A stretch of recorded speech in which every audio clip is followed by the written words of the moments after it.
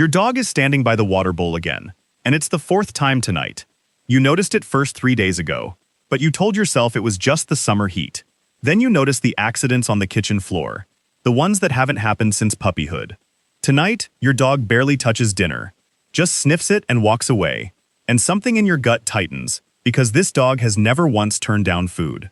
You think back over the last few weeks, trying to figure out what changed, and your eyes land on the treat bag on the counter, the one labeled natural, grain-free, and made with real chicken. The one you've been handing out every single night as a reward for good behavior. What if the thing you've been calling healthy is the exact thing your vet is about to ask you about first? Hi everyone, I'm Dr. Scott Reynolds, your neighborhood veterinarian, and this is one of the most quietly common situations I see walk through my clinic doors. A genuinely loving pet parent who did everything they thought was right, and a dog who's sick anyway, because healthy sounding and actually healthy are not always the same thing on a treat bag label. Today we're going to break down exactly how to tell the difference, what your dog's kidneys have to do with any of this, the one mistake almost every treat-buying pet parent makes without realizing it, and a simple homemade alternative you can make in your own oven tonight. So if that sounds useful, go ahead and subscribe while we get into it. Let's start with why a treat can hurt a dog's kidneys in the first place. Because this isn't random bad luck. Your dog's kidneys work as a constant filtration system, cleaning waste products out of the bloodstream around the clock, and they're remarkably good at their job under normal conditions. But kidney tissue is also genuinely vulnerable to certain toxins, because filtering the blood means that toxin-laden blood passes directly through delicate kidney structures, called nephrons, before anything gets removed. Think of your dog's kidneys less like a simple strainer and more like a very fine, very delicate coffee filter that everything in the bloodstream has to pass through, repeatedly, for years. When something toxic passes through that filter often enough, or concentrated enough, the delicate tissue itself can become damaged. And because kidney damage builds up gradually, and often silently, dogs frequently show very few symptoms until a significant portion of kidney function is already affected. This actually happened at a genuinely large scale, and it's worth knowing the real history here rather than a simplified version. Starting around 2007, the FDA began receiving a growing number of reports connecting certain chicken, duck, and sweet potato jerky treats, many manufactured overseas, to dogs developing symptoms including increased thirst, decreased appetite, vomiting, and in a portion of cases, diagnosed kidney injury. Over the following years, the FDA logged thousands of complaint reports and conducted extensive laboratory testing, including screening for antibiotics, heavy metals, and other contaminants across dozens of tested products. Here's the honest part that most retellings of this story skip. Despite years of investigation, the FDA was never able to conclusively identify the exact toxic substance responsible, and by 2015, several of the specific implicated products had been voluntarily recalled or removed from the market entirely. The lesson isn't that all jerky treats are dangerous, and it isn't that this specific historical episode is still actively ongoing today. It's that natural, grain-free, and made with real meat are marketing phrases, not safety certifications. And a treat can carry a real, documented risk while still checking every box on the packaging that sounds reassuring to a caring pet parent standing in a store aisle trying to make the right choice. It's also worth understanding why kidney damage in particular is so easy to miss until it's serious. Dogs are born with a significant amount of reserve kidney capacity, meaning a substantial portion of kidney tissue can be damaged or lost before blood test values move outside the normal range or obvious symptoms appear. Veterinary internal medicine specialists sometimes describe this as an iceberg effect. By the time you see the classic warning signs, increased thirst, increased urination, appetite loss, a meaningful percentage of kidney function may already be compromised, which is exactly why prevention and early screening matter so much more with kidneys than with an organ system that shows problems immediately. So how do you actually assess a bag of treats sitting in your own pantry right now? Here's the home check I want every one of you to do tonight. Flip the bag over and find two specific things: the actual ingredient list, not the front of bag claims, and the country of manufacture, which is usually printed in small text near the barcode. On the ingredient list, you want to see a single, specifically named protein source, like chicken breast or duck, rather than vague terms like animal digest, meat byproduct, or poultry meal, without further identification. since vague sourcing terms make it much harder to know exactly what's actually in the product or where it came from. On the country of manufacture, this doesn't mean every imported treat is unsafe, since manufacturing standards vary widely by country and by individual company, but it does mean you should specifically look up whether a brand has any history of FDA warning letters or recalls before making it a daily staple, something you can check directly on the FDA's own public recall database in about 2 minutes. Here's the dangerous common mistake almost every well-meaning pet parent makes, and it isn't about a single bad product. It's treating any treat as a safe, unlimited daily reward simply because the label uses words like healthy or natural.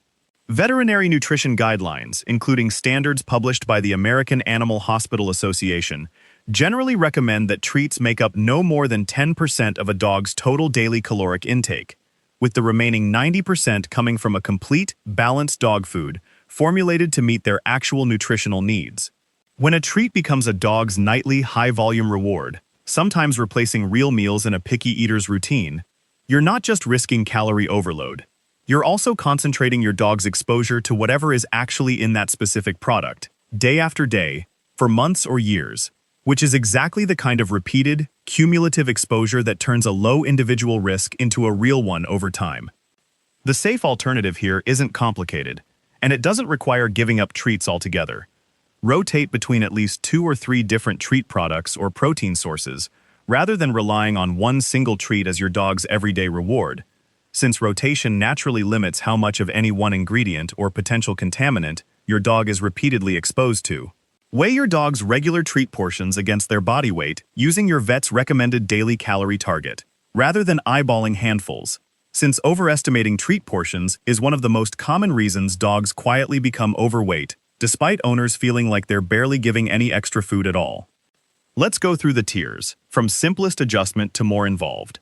The first and easiest step is simply reading the ingredient panel before your next purchase, choosing products with a single named protein source, and, ideally, manufacturing in a country with a strong, established food safety inspection history. The second tier is portion control.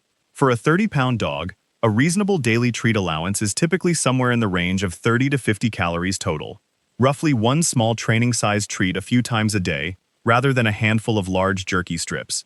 And your vet can give you an exact number based on your dog's actual weight and activity level.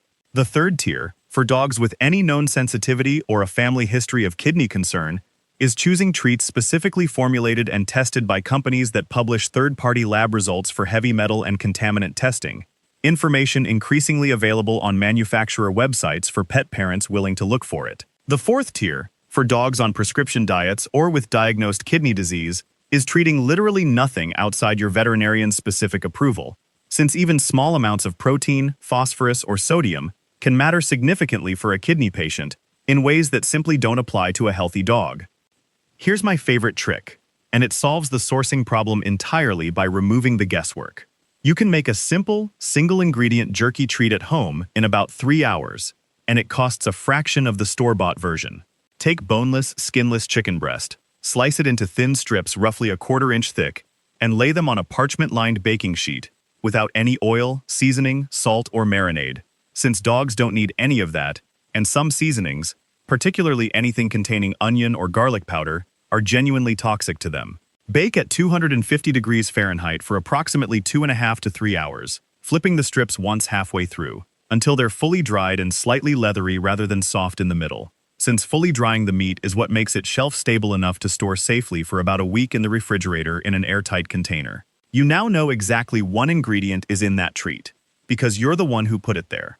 Now, here's the part I need every single one of you to genuinely absorb, because this is where home care has to stop and a vet visit becomes non-negotiable.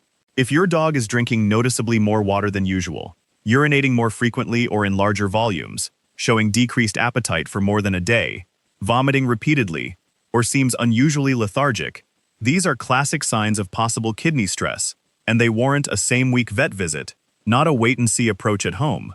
The reason this can't be diagnosed from your kitchen is that early kidney damage is detected through blood work, specifically BUN and creatinine levels, along with a urinalysis checking urine concentration, tests only a veterinary clinic can run, and catching kidney stress early, before permanent damage accumulates, genuinely changes the long-term outcome for your dog.